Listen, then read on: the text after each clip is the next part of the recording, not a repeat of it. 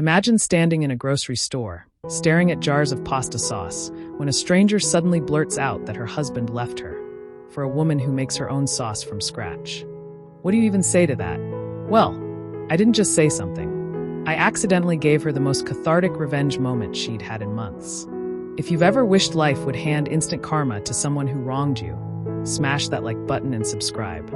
Because today's story isn't just about pasta sauce. It's about betrayal, pain, and the most unexpected moment of justice in a grocery aisle.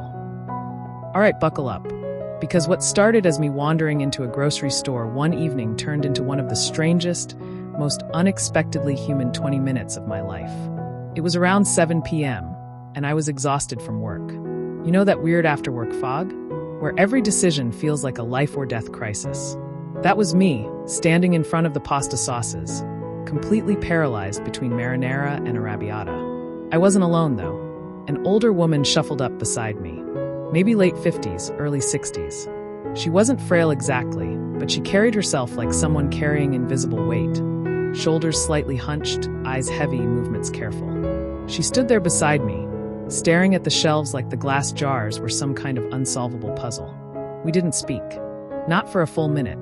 Just two strangers frozen in indecision. And then, out of nowhere, she broke the silence. My husband left me for a woman who makes her own sauce from scratch. I swear, my brain short-circuited. What do you even say to something like that? 1 second we're comparing tomato chunks and garlic levels. The next she's confessing her heartbreak to a stranger. I panicked, and before I could stop myself, I blurted out, "Well, her sauce probably isn't even that good." For a split second, her face stayed blank. And then it cracked. A wheezy, half-crying laugh burst out of her chest. Tears shimmered in her eyes, but she was smiling. And suddenly, I was laughing too. There we were, two complete strangers, laughing like maniacs in the pasta aisle. But here's the thing, it wasn't just laughter. You could feel it in the air, this release, this unspoken revenge. For months, this woman had been carrying her ex-husband's insult, this ridiculous idea that some other woman was better because she could boil tomatoes. And in one stupid, off-the-cuff comment, we tore that illusion down together. Now, let me back up and tell you what I later learned in that aisle, because it makes this moment even more powerful. Through broken bursts of conversation, she told me more.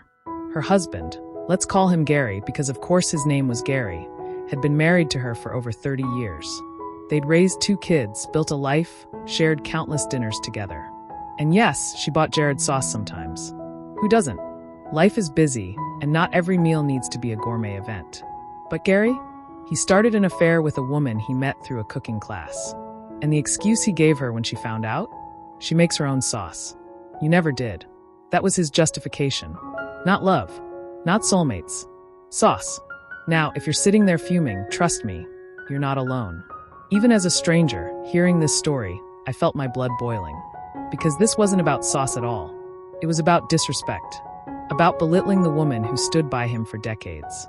About reducing a whole marriage down to a jar of ragu. And that's why what happened next felt so good. As we were laughing, another shopper, a middle-aged guy with a basket of groceries, turned the corner into our aisle. He slowed, staring at us.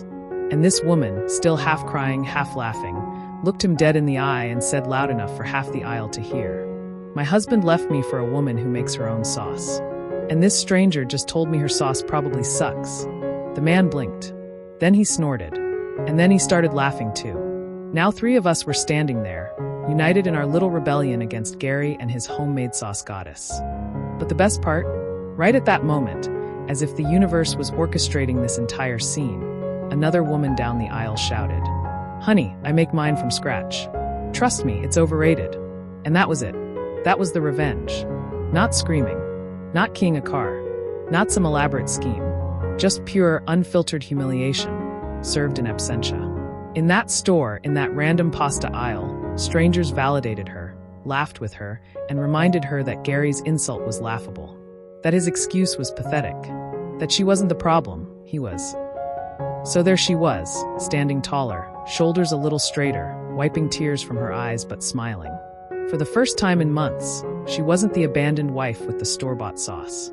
She was the woman who had an entire grocery aisle on her side. And though Gary wasn't there to see it, trust me, this was revenge. Because because his whole justification crumbled the second strangers started mocking it. His little homemade sauce fantasy? Exposed for the joke it was. I grabbed the arrabbiata that night, and as I checked out, I could still hear her laughter echoing faintly down the aisles. Sometimes revenge doesn't come in the form of elaborate plans. Sometimes it's as simple as one cutting sentence, one moment of solidarity, one reminder that you're not crazy.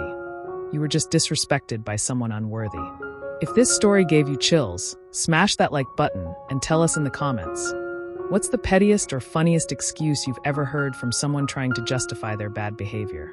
And of course, subscribe for more stories of sweet, unexpected revenge.